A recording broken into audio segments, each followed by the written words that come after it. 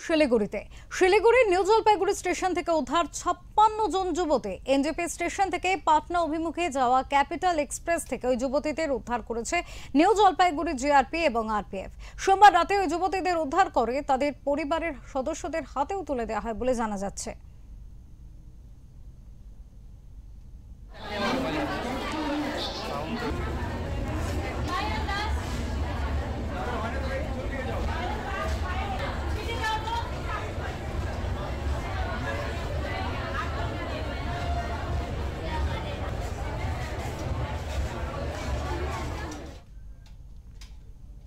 জানা যাচ্ছে আইফোন কোম্পানিতে কাজের টোপ দিয়ে উত্তরবঙ্গের জলপাইগুড়ি, কোচবিহার, আলিপুরদুয়ার এবং ডুয়ার্সে 56 জন যুবতীকে নিয়ে যাওয়া হচ্ছিল বিহারে। কিন্তু ওই যুবতী এবং তাদের পরিবারকে বলা হয়েছিল ওই যুবতীদের কাজের জন্য নিয়ে যাওয়া হচ্ছে ব্যাঙ্গালোরে। ওই মহিলাদের কারো কাছেই ছিল না টিকিট, প্রত্যেকের হাতেই মেরে দেওয়া হয়েছিল কোচ নাম্বার এবং বার্থ নাম্বারের সিল।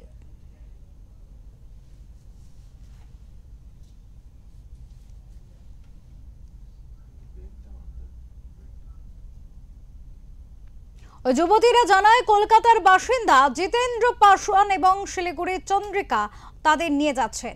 এরপর আরপিএফ এবং জিআরপি জিতেন্দ্র এবং চন্দ্রিকার খোঁজ লাগায়। নিউ জলপাইগুড়ি স্টেশনেই আটক করা হয় দুজনকে। দুজনের কথাতেই মেলে অসঙ্গতি। আর এরপর ওই ট্রেন থেকে নামানো হয় 56 জন যুবতীকে। তাদের উদ্ধার করে নিয়ে আসা হয়েছে নিউ জলপাইগুড়ি স্টেশন জিআরপি থানায়।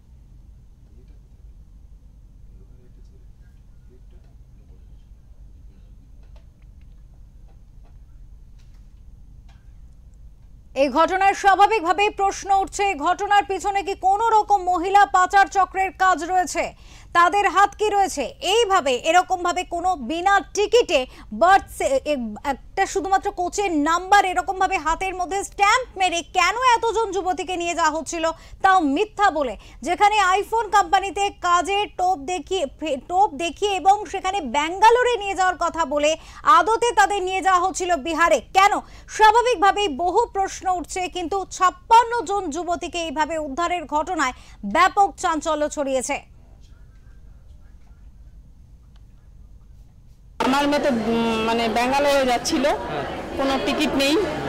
তো এখানে এসে দেখতে পাচ্ছি যে টিকিট নেই, হাতে ছিল মেরে দিচ্ছে। তো ভাবতেছি যে বিষয়টা মানে অন্যদিকে, ওরা যে কাজে নিয়ে যাচ্ছে না, মনে করো যে মানে ভাবতেই পারতেছি না আমরা ব্যাপারটা। কিসের কাজে নিয়ে যাবে? আইফোনের জন্য। আইফোনের কাজে? হ্যাঁ। মানে কোথা থেকে কোথায় নিয়ে যাবে বলছে কিছু? না, এভাবে বলে নাই। ব্যাঙ্গালোরে কথা বলছিল, কিন্তু এই ট্রেনে শিলিগুড়িতে এনজিপিতে উঠে তারপরে মানে বিহারে ছিল ট্রেনটা। স্যার হ্যাঁ, 5 মিনিট বাকি ছিল। 5 মিনিট আগে এই যে প্রশাসন গিয়ে আমাদের সব বাচ্চাদেরকে মানে ট্রেন থেকে নামালো। কিভাবে জানতে পারলেন এই যে প্রশাসন জানে? আমরা কিছুই জানি না। মেয়েরা কিভাবে জানলো? মেয়েরাও জানে না। পুলিশ গেছিল, মানে ওই ট্রেনে পুলিশ গিয়ে নামাই নিল সব বাচ্চাকে।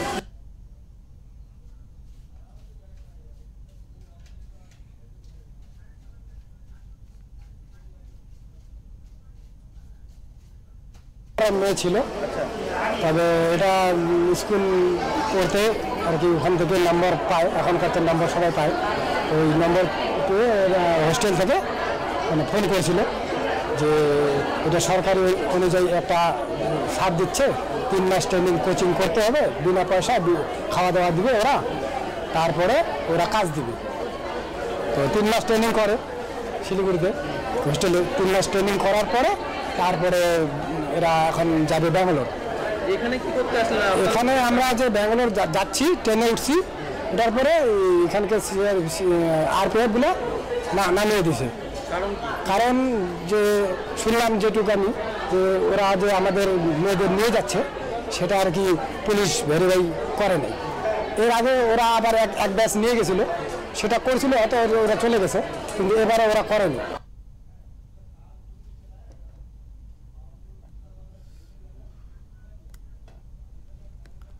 এই মুহূর্তে আমাদের সাথে রয়েছে শিলিগুড়ি থেকে আমাদের প্রতিনিধি অরূপ পোদ্দার। কথা বলবো অরূপের সাথে, জানার চেষ্টা করব প্রথমে অরূপের কাছ থেকে। অরূপ, সম্পূর্ণ ঘটনা প্রথমে তোমার কাছ থেকে জানতে চাইবো যে কি ঘটেছিল ঠিক। দেখো অপূর্বা, তোমাকে আমি জানিয়ে রাখি গতকাল রাতে যে ঘটনাটি ঘটেছে এনজিবি স্টেশনে, সেটি হচ্ছে বেশ কিছু মেয়েকে আরপিএফ এবং জিআরপি যখন ট্রেনে তল্লাশি চালাচ্ছিল সেই সময় তারা দেখতে পায় যে হাতের মধ্যে শুধুমাত্র সিট নাম্বার এবং কোচ নাম্বার লেখা বেশ কিছু মেয়েকে তারা দেখতে পায়। তাদের জিজ্ঞাসাবাদ করে জানা যায় যে তাদেরকে নিয়ে যাওয়া হচ্ছে পাটনাতে, ট্রেনে করে পাটনাতে নিয়ে যাওয়া হচ্ছে। কিন্তু তাদের যখন সন্দেহ হয় এবং তাদের যখন দেখা যায় যে তখন 56টি মেয়ে রয়েছে এবং 2টি ছেলে তাদেরকে কিন্তু নিয়ে যাচ্ছিল, তাদেরকে তখন জিজ্ঞাসাবাদ করা হয়। বেশ কিছুক্ষণ জিজ্ঞাসাবাদ করার পরে জানা যায় যে এদেরকে ব্যাঙ্গালোরে কাজের জন্য নিয়ে যাওয়ার কথা বলা হয়েছিল, কিন্তু ক্যাপিটাল এক্সপ্রেসে করে তাদের পাটনা নিয়ে যাওয়া হচ্ছে। সেই সময় তাদের সন্দেহ হয় এবং সবাইকে ট্রেন থেকে নিচে নামিয়ে আনা হয় এবং তাদের সাথে যে 2জন ছেলে ছিল তাদেরকে কিন্তু সেই সময় আটক করা হয় এবং জিজ্ঞাসাবাদের জন্য তাদেরকে আরপিএফ এর যে অফিস রয়েছে সেখানে নিয়ে যাওয়া হয়। অরূপ, এক্ষেত্রে একটা প্রশ্ন রয়েছে, এক্ষেত্রে জিআরপি যে তল্লাশি করেছিল তাদের কাছে কি কোনো গোপন সূত্রে খবর পৌঁছেছিল, নাকি সাধারণ যে তারা তল্লাশি করেন সেই সাধারণভাবেই তাদের চোখে পড়েছে এই ঘটনা? না দেখো, তোমাকে আমি জানিয়ে রাখি যেহেতু এনজিবি স্টেশন এবং এই জোন যে রয়েছে অর্থাৎ উত্তরবঙ্গের যে চা বাগান এলাকা রয়েছে এই সমস্ত এলাকা থেকে কিন্তু বিভিন্ন সময় দেখা গিয়েছে রেলের মারফত কিন্তু মানুষকে হিউম্যান ট্রাফিকিং সেটা কিন্তু সচল রয়েছে। এই করিডোরটা কিন্তু তারা ইউজ করে, সেহেতু প্রতিনিয়ত কিন্তু জিআরপিএফ এবং আরপিএফ তারা কিন্তু ট্রেনে তল্লাশি চালায় যাতে এই ধরনের অপরাধগুলোকে আটকে দেওয়া যায়। সেই রকমই কিন্তু রুটিন তারা চেকিং করছিল, সেই সময় তাদের চোখে পড়ে এই ঘটনা এবং সেই থেকে কিন্তু তাদেরকে উদ্ধার করা হয় এবং পরিবারের হাতে কিন্তু তুলে দেওয়া হয়েছে। অপূর্বা, এই মুহূর্তে কি পরিস্থিতি? ওই মেয়েগুলিকে নিয়ে এখন কি তাদেরকে জিজ্ঞাসাবাদ করছে পুলিশ? না দেখো, তোমাকে জানিয়ে রাখি গতকাল রাতেই কিন্তু যাদের পরিবারের লোক এসেছিল তাদের কিন্তু পরিবারের হাতে তুলে দেওয়া হয়েছে মেয়েদের, এবং পাশাপাশি তোমাকে জানিয়ে রাখি যে 2জনকে তাদের আটক করা হয়েছিল তাদের কিন্তু গতকাল রাতে আরপিএফ জিআরপি বড় বড় আধিকারিকরা এসে কিন্তু তাদের জিজ্ঞাসাবাদ করেছে, দফায় দফায় জিজ্ঞাসাবাদ করা হয়েছে। আজ তাদের কিন্তু জলপাইগুড়ি আদালতে তোলা হয়েছে এবং তাদের রিমান্ডে নিয়ে কিন্তু যে এর পিছনে বড় কোনো চক্র রয়েছে বা কি রয়েছে সেই বিষয়ে কিন্তু জানার চেষ্টা করবে আরপিএফ এবং জিআরপি। অপূর্বা, অনেক ধন্যবাদ অরূপ তোমাকে। আমাদের সাথে ছিলেন আমাদের প্রতিনিধি শিলিগুড়ি থেকে অরূপ পোদ্দার, এবং তিনি কিন্তু বিস্তারিতভাবে জানিয়ে দিলেন। আরও একবার দর্শকদের জানিয়ে রাখতে চাইবো যে নিউ জলপাইগুড়ি স্টেশন থেকে সেখান থেকে কিন্তু 56 জন মেয়েকে উদ্ধার করেছে জিআরপিএফ পুলিশ, এবং তাদের কাছে কিন্তু কোনো রকম টিকিট ছিল না, তাদের হাতে শুধু স্ট্যাম্প মেরে দেওয়া হয়েছিল কোচ নাম্বারের। স্বাভাবিকভাবে প্রশ্ন উঠছে যে তাহলে কি কোনো পাচার চক্র এর পিছনে রয়েছে, পাচার চক্রের হাত রয়েছে? এদের মধ্যে আটক করা হয়েছে 2জনকে, তাদের জিজ্ঞাসাবাদ করা হচ্ছে। জানার চেষ্টা চলছে যে এই ঘটনার পিছনে আসলে কোন ধরনের চিন্তা ভাবনা, কোন ধরনের চক্র কাজ করছিল।